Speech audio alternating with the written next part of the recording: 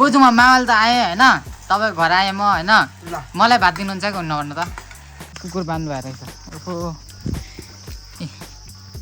अनि आप चाहिँ यस्तो हुन्छ क्या किरा सबै किरा परिगएको यस्तो हुन्छ क्या औषध न हाम्रै बोजू राम्रै बोजू होइन त बोजू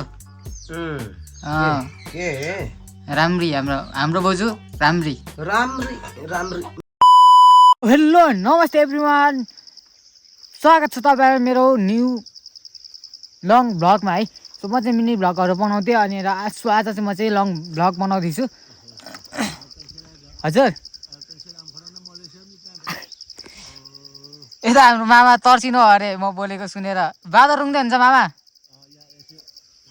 यस्तो दामी मकै भइसकेको छ यहाँ चाहिँ यस्तो भ्यूमा अनि यहाँ हेर्न सक्नुहुन्छ तपाईहरुले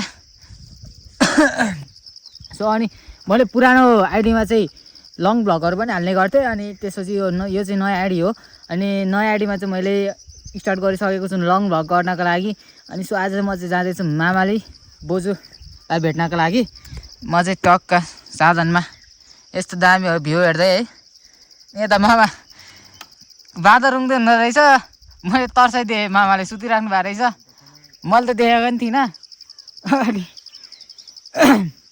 सो त्यही हो गाइस अब लागेको मामाले तर्फ है त सो म चाहिँ मामाले नै आइसकेको छु होइन हेर्न सक्नुहुन्छ तपाईँहरूले अनि बोजूलाई थोरै सामानहरू अनि यो चाहिँ मेरो मामाले रहेको छ यस्तो दामी ल नयाँ ट्याङ्कीहरू छ त यहाँ त के हो यहाँ बोजू के गर्नुहुन्छ हाम्रो बोजू के गर्नुहुन्छ हेरौँ न बोजू खाना आसन या के गर्नुहुन्छ मेना आंगलोडे ना कुछ बाना है नाम अन्नमा ए बोजूलाई फेरि मैले सामान ल्याइदिइरहेको छु यो चाहिँ के अरे गहुँको पिठो अनि त्यसपछि यो पनि गहुँको पिठो अनि यहाँ दही अनि यहाँ डुनोट दामी खालको डुनोट छ क्या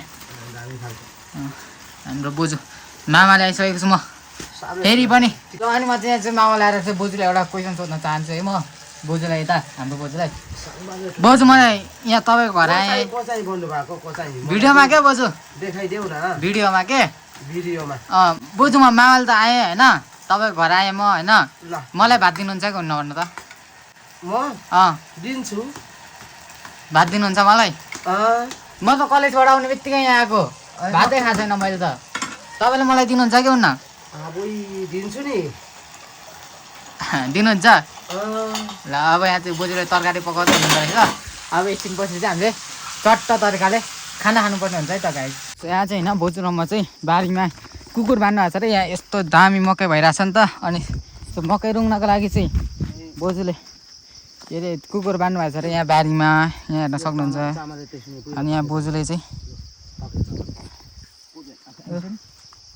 अनि यहाँ बोजूले के अरे यहाँ धान पनि रोपिरहेको छ भनेर देखाउँदै हुन्छ यो पनि के हो यो यो पनि धानै हो पाके धान अरे यसलाई चाहिँ पानी नै चाहिँदैन अरे होइन त्यति साह्रो हिलो पानी चाहिँ चाहिँदैन अरे कुलो चाहिँदैन अरे आकाशको बस मकै रोपे जस्तै नि त अनि सो यस्तो दामी चाहिँ यहाँ साँप आँपको बट कटरको बोजू हुनुहुन्छ हाम्रो यहाँ कुकुर बान्नु भएको रहेछ ओहो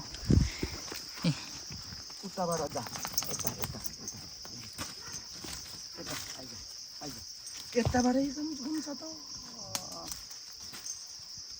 यता आइज यस्तो ल यहाँ यही छ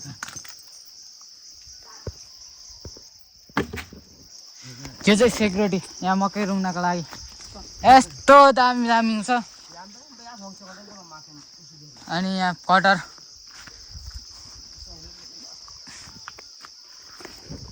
थाम्ने तरिका चाहिँ यस्तो हो क्या यस्तो थाम्यो भने लिचिक भयो भने यो चाहिँ पाकेको हुन्छ क्या यहाँको आँप यस्तो मिठो छ नि यहाँ यस्तो दामी यस्तो मिठो छ होइन आँप यहाँको आँप चाहिँ यस्तो गुलियो छ कि यस्तो गुलियो छ भन्नै सकिँदैन क्या गाइस अनि यहाँबाट चाहिँ मामा माइज चाहिँ यहाँ गोठाला जाँदै हुनुहुँदो रहेछ अनि त्यसपछि बाख्रा गाई ल्याउँदै हुनुहुँदो रहेछ म देखाउँछु तपाईँहरूलाई है यहाँ बाख्रा त भएको क्या हो मामा गोरुहरू तल पुगिसकेको छ ए हाम्रो मामा चाहिँ यहाँ गोठाला जाँदै हुन्छ अनि तल गोरुहरू चाहिँ तल पुगिसकेको छ क्या भागेर। अनि मामा चाहिँ यहाँ जाँदै हुन्छ नि। अब यहाँबाट गएर चाहिँ हामी भात खान्छौँ। हेर्नु कस्तो दामी दामी मकै भइसकेको छ यहाँ हरियो, खाने बेला चाहिँ हुन लाग्यो। गाइस गाइस गाइस गाइस मैले चाहिँ यहाँ झारिसकेको छु होइन। यहाँ माथिबाट झारेको त यो त चोक्टै उडेछ यार। अर्को एउटा चाहिँ पाकेको जस्तो थियो, यहाँ फुटेछ यार। यहाँ किरा पर्न थालिसकेको छ यहाँ। अनि आँप चाहिँ यस्तो हुन्छ क्या, किरा सबै किरा परिगएको यस्तो हुन्छ क्या। औषधि नहानेको चाहिँ त्यो किरा नपरेको चाहिँ सब औषधि हानेकोहरू हुन्छ क्या। अनि हामी चाहिँ अब अघि आएको अर्को बाटो, अब अर्को बाटो जाँदैछौँ हामी। यता हाम्रो बाउ चाहिँ यहाँ भात पस्काउँदै हुन्छ, अघि खाना पस्काउँदै हुन्छ। अघि मैले सोधिरहेको थिएँ नि त मलाई खाना दिनुहुन्छ कि हुन्न भनेर। यहाँ चाहिँ मलाई दिइसक्नु भएको छ बोजूले। अनि यहाँ उहाँको लागि पस्काउँदै हुन्छ। हाम्रै बोजू राम्रै बोजू होइन त बोजू? राम्री हाम्रो बोजू राम्री राम्री राम्री बुढी भइसकेको। बुढी हुनुहुन्न नि, अझ पनि यङ हुनुहुन्छ, एनर्जेटिक हुनुहुन्छ, राम्री हुनुहुन्छ। अब हामी खाना खान्छौँ है त। ल हामी खाना खाएको भन्नु न। हामी खाना खाएको। ल अब हामी खाना खान्छौँ भन्नु। खाना खान्छौँ। अब चाहिँ म चाहिँ गएकोमा अब घरबाट अब फेरि गएर क्लास जानुपर्ने छ म चाहिँ।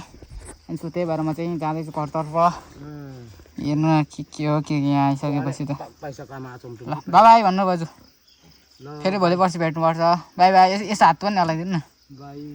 फेरि भोलि पर्सि भेट्नुपर्छ भन्नु। लाग्यो अब घरतर्फ। सो गाइस म चाहिँ अहिले चाहिँ मामालेबाट घर आएर त्यसपछि उता क्लास गएर पनि घर आइसकेको छु। म चाहिँ यहाँ चाहिँ हाम्रो चाहिँ के अरे पछि तिहारको लागि अनि